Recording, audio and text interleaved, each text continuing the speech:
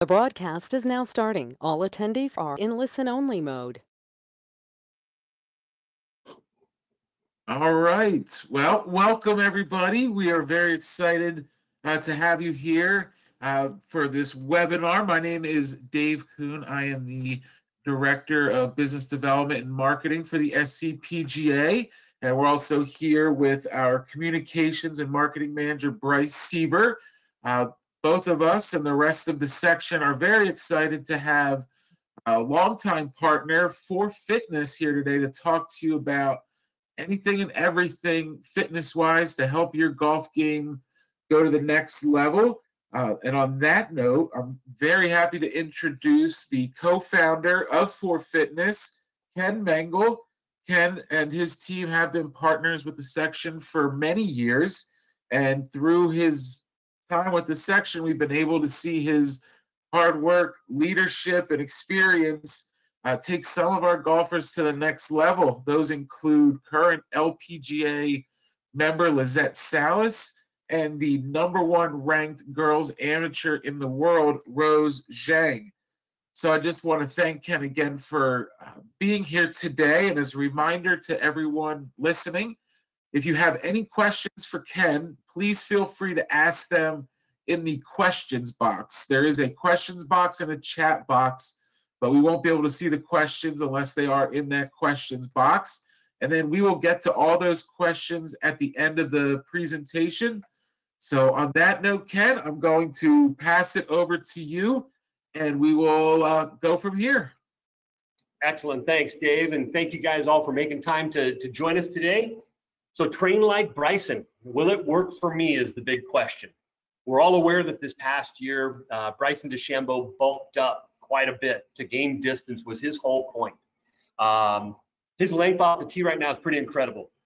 So go back 2 years ago, 2018-2019 season, he wasn't even in the top 10 of driving distance for the 2018-2019 year. As a matter of fact, his driving average of about 306 yards placed him 25th on the PGA Tour.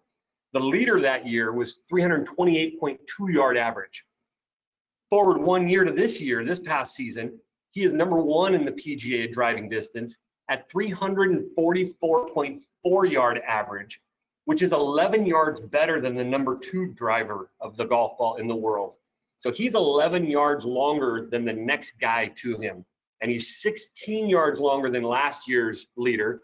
He is almost 40 yards longer than he was a full year ago. That's incredible. So you ask, well, if it bulked up working for Bryson, will it work for me? And my answer to you is maybe. And I think to myself, how can it be maybe when we've shown that it works for Bryson? Well, it's more than about bulk. The key component of golf and strength for golf is about speed strength, creating power, not necessarily absolute strength, but they're not unrelated to each other. Speed strength, you can talk about power building. Speed strength is basically taking more weight than you usually function with and then move it as fast as you can safely. It's like swinging with a super speed club or an orange whip.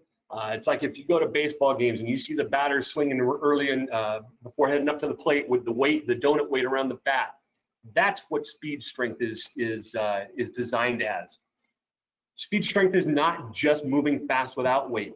The relationship of load to moving it fast is a key component to speed strength. And it's a key component because much of speed strength is neurologic.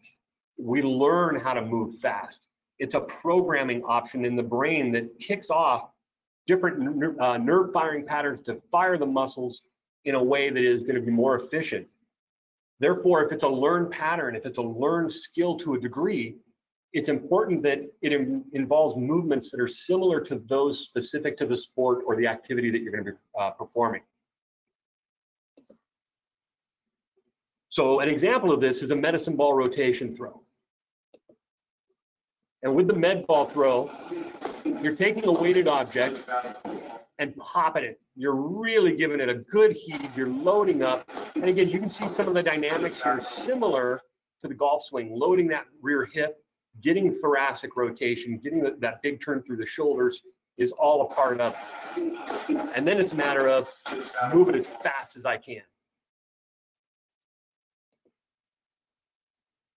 What we're looking for with speed strength is a greater level of activation of nerve and muscle fibers in a rapid, coordinated manner that produce speed. So velocity, how fast can I move my body? How fast, therefore, can I move my implement of sport, which in golf is my golf club? How fast can I get that through the impact zone? If I practice this frequently enough, I then ingrain a learning pattern in the brain that is better at activating these muscle fibers rapidly, consistently, so that I can get the speed and the power that I need. So when I talk about training for strength for speed, absolute strength on the other end is the ability to lift or hold or carry an extreme load. There used to be an old Saturday Night Live bit that the guys would be all bulked up with their muscles and they'd talk to each other and they'd look at each other and say, how much you bench? Well, how much you bench is absolute strength. How much can you lift? How much can you push? How much can you carry? By default, heavy loads are moved slowly. You can't lift something heavy rapidly. Safety is also a piece that causes us to move slowly, but just the simple load is going to be moved slowly. Again, a good example of this is a deadlift. So large volume of weight, lifted with control, but again, because it's heavy, you're not going to explode rapidly through that range of motion. So absolute strength building is missing one thing, and that's the opportunity to train that neurologic end of speed. So I can learn how to recruit muscles to lift heavy objects, but if I'm not teaching my muscles how to move rapidly, basically, I'm going to be missing that end of it. Then I'm looking like I'm just training for a strongman competition. So as we go forward, why would a golfer think that bulking up would be helpful to them? Well, when we look at muscle physiology and we look at sport performance, what they call cross-sectional area, and cross-sectional area is basically the thickness of a muscle. If you took a muscle and you cut it in half across its thickness, how thick it is directly related to its ability to produce force, to create force. The bulkier the muscle, therefore, the greater potential to produce force. So adding muscle mass to our frame gives us a greater potential for force production. A good example of this is if I look at my glutes, my hamstrings, my quads, my large muscles, versus looking at my abdominals, looking at the muscles in my forearm, looking at other finer muscles like that. I've got two different abilities to produce force.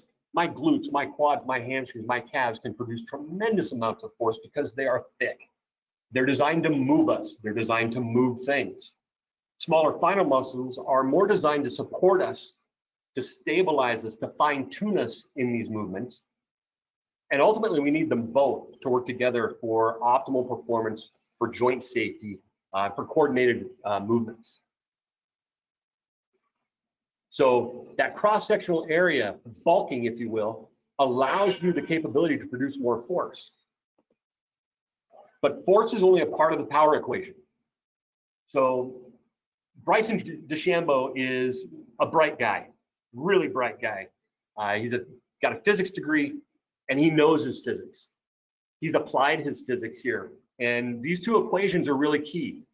Force is mass times acceleration. The greater the mass being moved results in less acceleration. So when I'm lifting a heavy object, I accelerate it slowly. It doesn't move that rapidly. If I'm moving a smaller mass, I can accelerate it more rapidly. Either way, the force is going to be determined by mass and acceleration.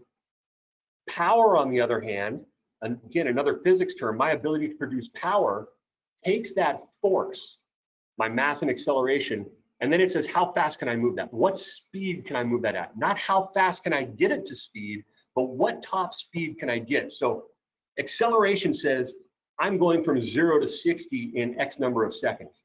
Velocity says, I want to go 125 miles an hour at the top end of my swing speed.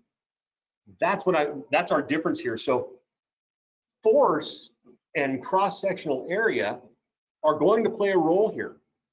the greater my ability to produce a force. If I can do it fast, the greater my power output.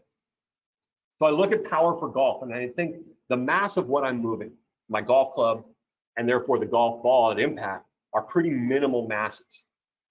So power, if I look at the equation, my mass component is low.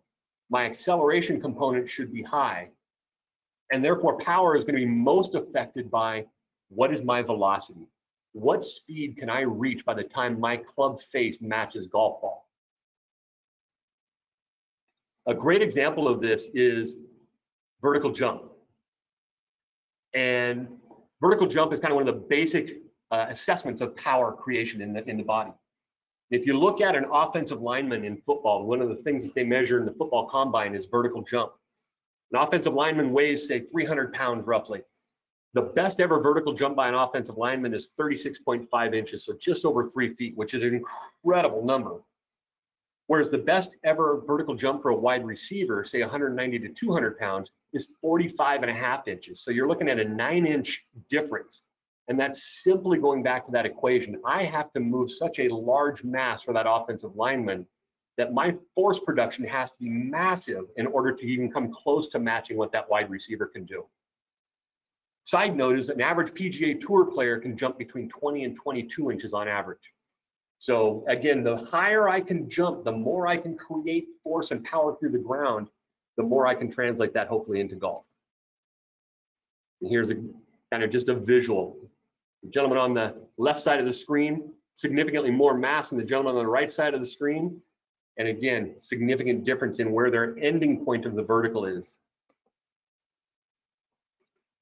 So where Bryson made his big difference is he worked on his absolute strength. He bulked, he gained size, he gained force potential output. But the key here is he also paid equal attention to speed and mobility training. So his greater force times greater or equal speed to what he had before is where he got his increase in power. Again, his strength alone was not enough to do it. He had to maintain or gain mobility, and he had to maintain or gain speed to result in the improvement that we saw. So without specific training for speed and mobility, you're simply training again to be strong. We want you to be trained for your sport. So let's talk about then mobility and the role that mobility plays. Mobility is not flexibility. Flexibility is my ability to take you and a joint, say your leg, your hamstring, and we look at your length of your hamstring and I move you through a range of motion. That's your flexibility. Your mobility is your ability to move you with control throughout the range of motion that you have. And sometimes there's a vast difference in these points. So somebody can be very flexible and not very mobile. Mobility is really the functional expression of your flexibility. Can you utilize what you have? So we look at movement throughout the body. We look at the ankles, we look at the knees, the hips, the spine, the shoulder, the arms, the hands, the wrists, the cervical spine, the head, neck. All of these components play a role in the golf swing. And stability or mobility,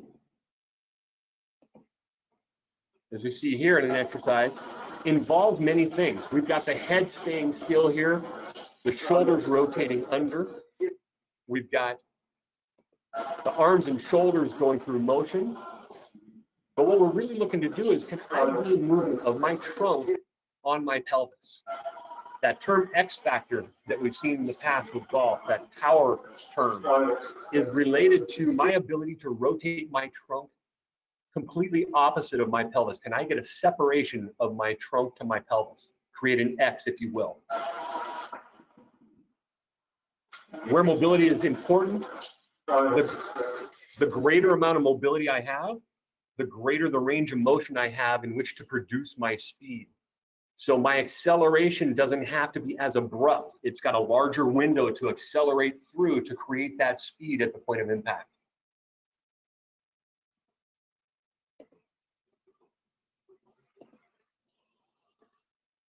Then there's stability. So stability is really a key component in with mobility. In order to maximize my power potential, I first have to learn to master the ground.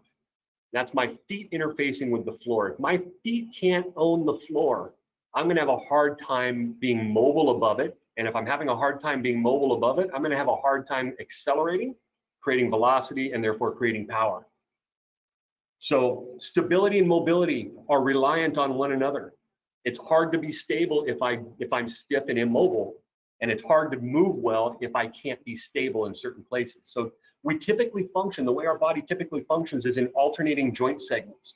One joint, my ankle, say, is mobile. My knee, therefore, is stable. My hip is mobile. My low back is stable, and so on and so forth, up and down our chain of movement.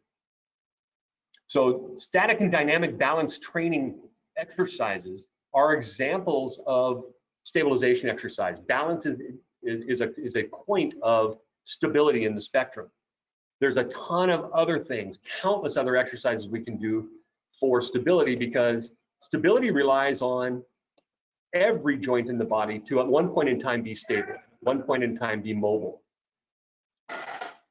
We've got a dynamic base underneath, and standing on top, working on my stability, trying to keep everything else relatively still and stationary. You can do this standing on the floor, you can do it standing on a folded towel or a pillow, but single leg balance exercises are fantastic. It's a good static stabilization exercise. Then there are dynamic exercises that are a little more sport specific, a little more appropriate for what we're going for, because when we're golfing, even though our feet aren't necessarily changing positions on the ground, they are moving on top of the ground.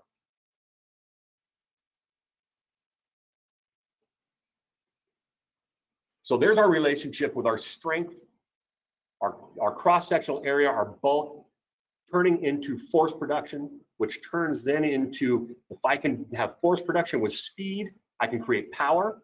If I have a larger window of mobility to create my power in, I can get more velocity to create greater power even. In order to be mobile, I have to be stable. And you say to yourself, well, how do I get all of this? How do I get stronger? How do I get bigger? When do I get stronger and bigger? Not only what age do I do so, but when in my life of the season do I do so?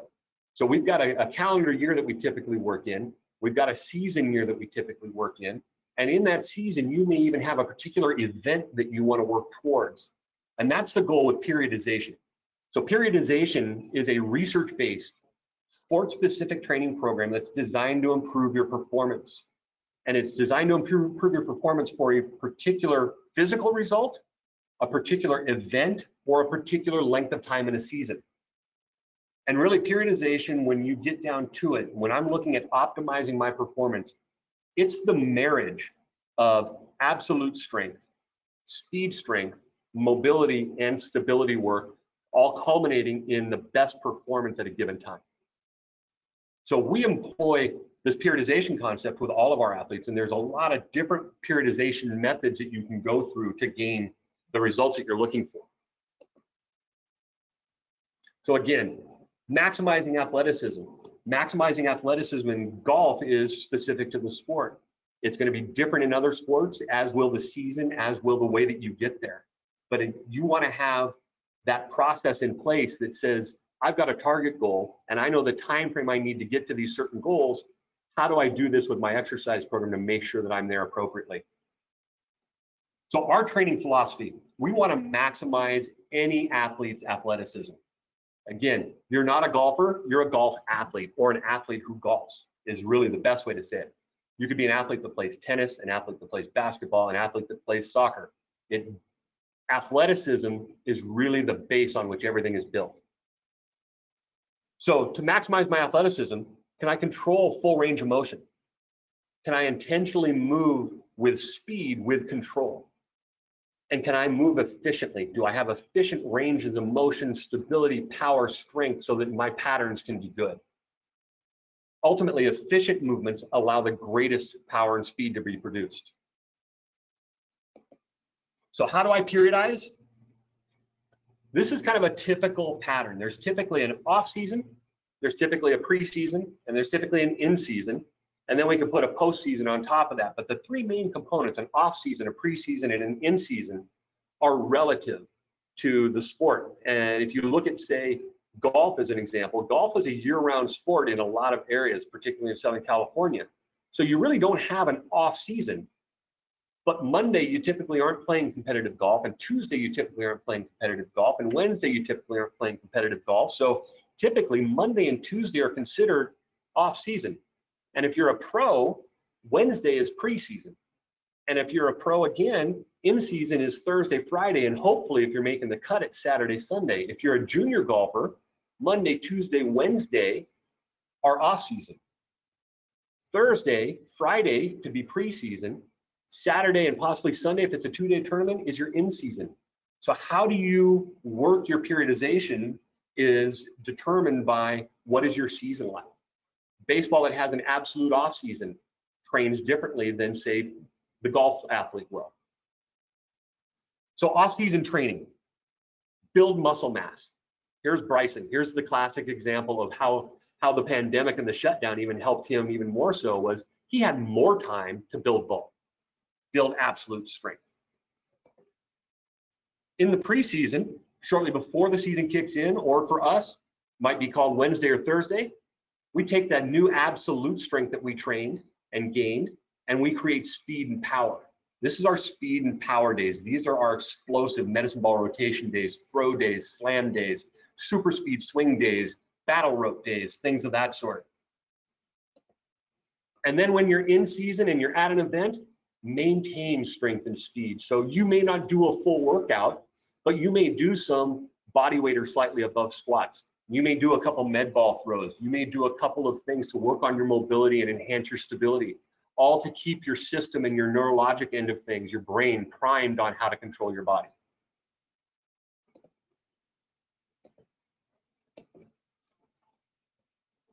So creating a golf athlete is the blending of absolute strength, speed strength, mobility, and stability that enhances the sport-specific performance of each athlete.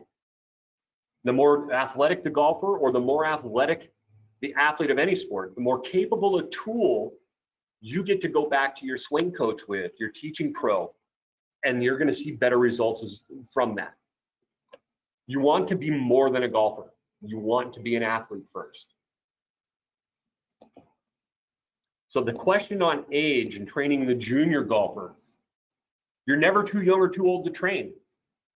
What you need to watch is how you train. So focus on the junior golf athlete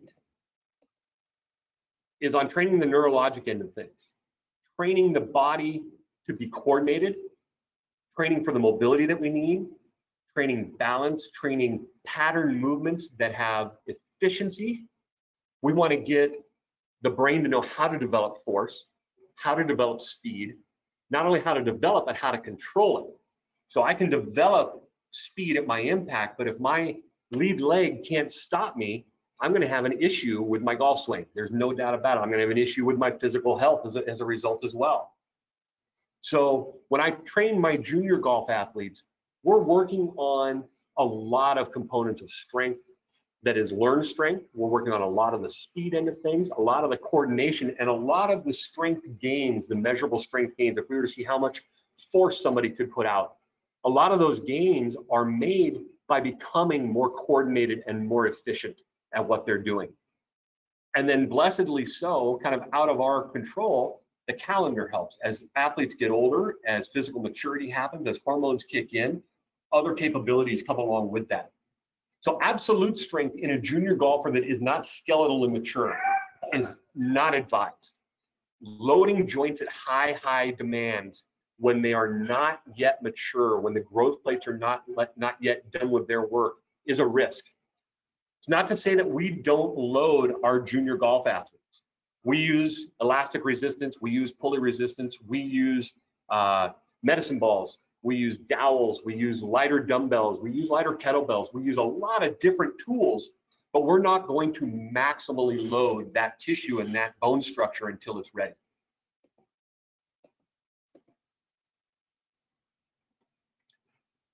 So don't let your age define your ability. Let your ability define how you age. And I'd say that this is both applicable to the younger golf athlete, that if their ability can be greater than their age, that's a beautiful thing. I say it to my older golf athletes because there is never a time when you're too old to make gains. And that's a great part about exercise. Not only your health and wellness gains from cardiovascular standpoint and weight control and things of that nature, your sleep quality, but research has shown strongly over and over and over again that 90-plus-year-old individuals can make the same relative percentage strength gains as their 20, 30, and 40-year-old counterparts. So appropriate loading, again, and this is where getting into skilled supervision is key for safety. Appropriate loading based on your ability and your safety, based on your physical capabilities, based on your past history of exercise, is all important to consider. So we've had golfers on our roster at ForeFitness as young as 7 and as old as 88 years old. I have yet to work with a golf athlete in their 90s, but I'm looking forward to the time when my 88-year-old is in his 90s and we're still working together. And yes, you can gain speed, and at the very least, you can slow the regression that is natural with the aging process. So if you can slow a given loss, that's a positive gain. So keeping somebody driving the ball 190 yards, 200 yards, in their 80s versus having them decline to where they're not driving the ball beyond 150, 160 is a positive. So again, don't let your age define your ability. Let your ability define how you age.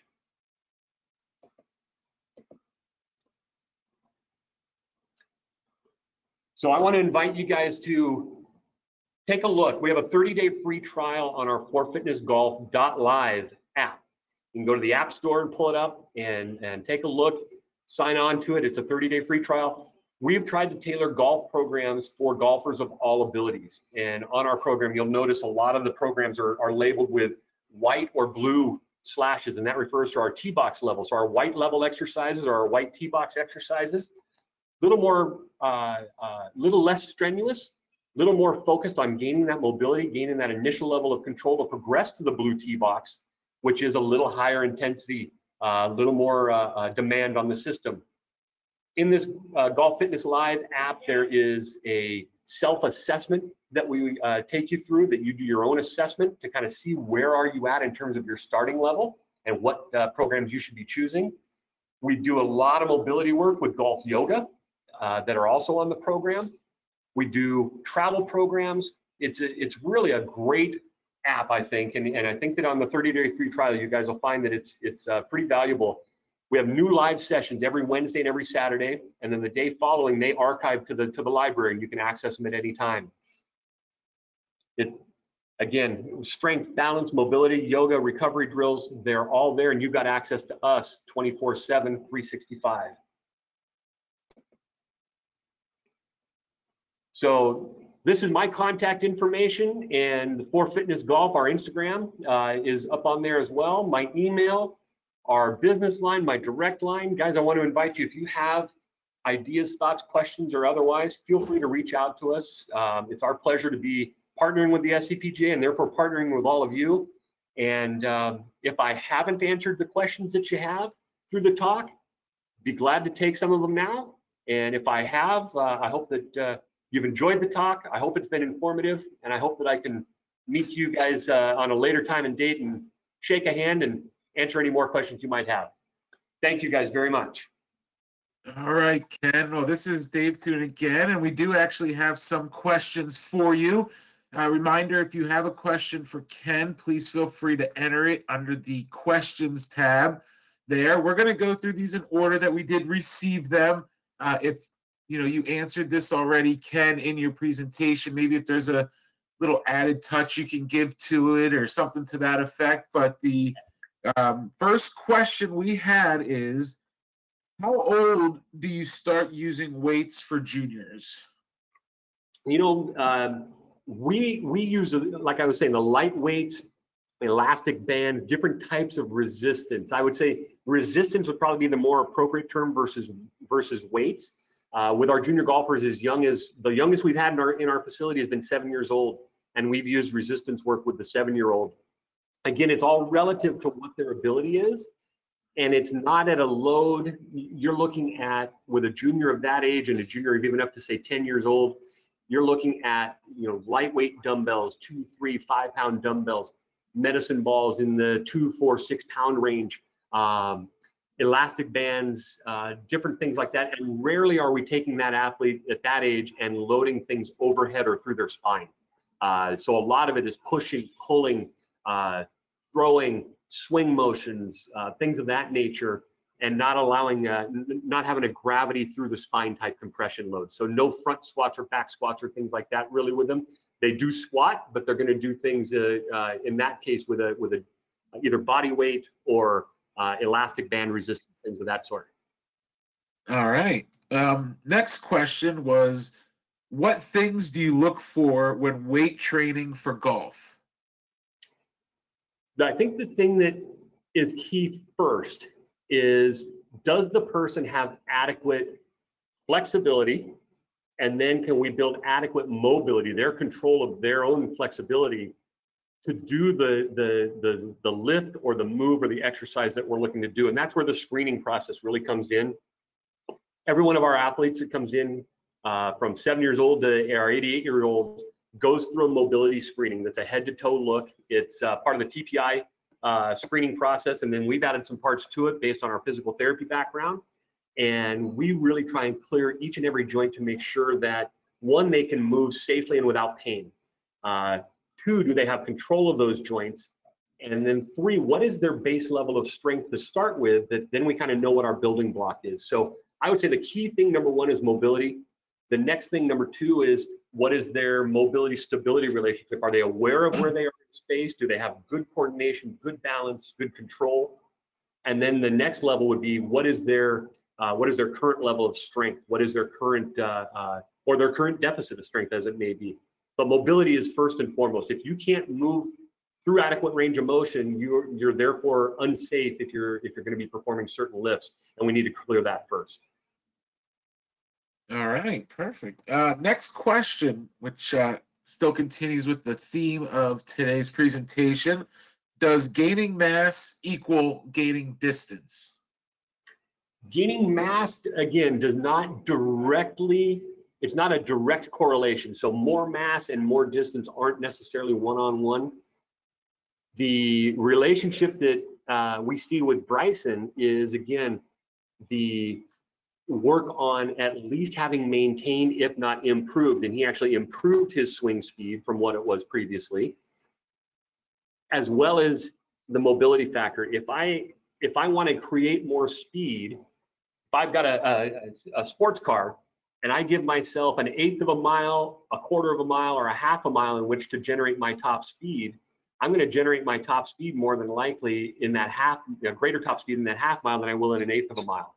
If I have more rotation in my trunk, more flexibility through my trunk, my hips, in which to create that X factor component, I now have a greater range of motion to create speed, and therefore a greater range of motion that speed is created and to create more power. So I think it's bulk is good. Bulk allows me to create more force, but I have to train that force to become speed and be able to be accessed very quickly. And if I can do that, then absolutely bigger is better. And I can't say that that's an absolute going on and on beyond where Bryson's big is at now. I'm sure there's a point of diminishing returns, but yeah, more muscle mass is rarely a bad thing. All right. How old is too old to start gaining speed? Never. Never. Easy. What is that? Perfect. That's a good one. Yep. I think then, what's that? You determine your age. Don't let it determine you. Exactly. That's a great message there took away from this. And I believe our final question here is, do you recommend Bryson DeChambeau's heavy egg/protein shake diet for junior golfers? Diet is one area where if you really want solid information, I would really suggest that you talk with a registered dietitian that does sport-specific work. That is their whole job. So I wouldn't want you going to the dietitian to find out recommendations on exercise.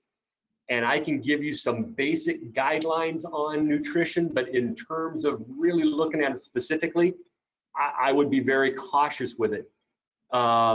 Again, different ages, hormone levels through the ages, where your junior golfer is on a spectrum of their maturity levels and such. All of that makes a difference in what their dietary needs and demands are. My best answer is you want to balance on your diet, but if you want specifics in terms of when to implement more specific diets like the shake supplements and the number of eggs and how many grams of protein are you getting a day and things of that nature, that's really best left for the true professionals, and that's going to be your registered dietitians that are sports specialists. All righty. Kind of give it a last chance. Any other questions there? And I know, Ken, you there? We'll say on bulking and diet is gaining good weight is not easy. So gaining weight, we all think of how easy it is to gain weight and how hard it is to lose weight, particularly as the holidays approach and things like that.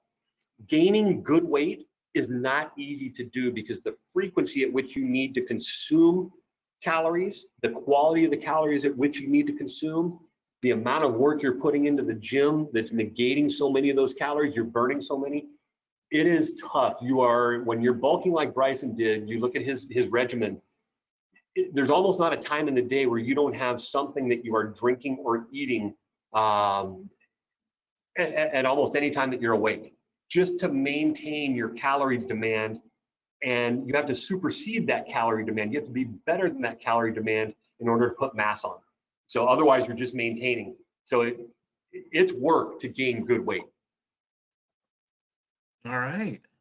Well, once again, we just want to thank Ken for coming on today and educating all of us on what ForeFitness does, how they can help your golf game, as you progress through your career. And if anybody has any questions, Ken's information, as he mentioned, is on the screen there for Instagram, email, phone numbers, things like that. And as always, if you have any questions for our SCPGA staff, my name is Dave Kuhn, and Bryce Seaver was here today helping this get off and running. And then I'm sure many of you listening are very close with our junior golf staff team, and they're always here to answer questions and help in any way. So Ken, thank you very much again for your time, and everyone who was in attendance today. We appreciate it and look forward to having you join one of these again soon in the future. Absolutely. Thank you, guys. Thank you all for joining. Thank you, SCPGA, for having us on, and I look forward to meeting and interacting with you guys all in the future. So thank you so much. All right. Thank you. Have a good night. Thanks, Dave. You too. Bye-bye.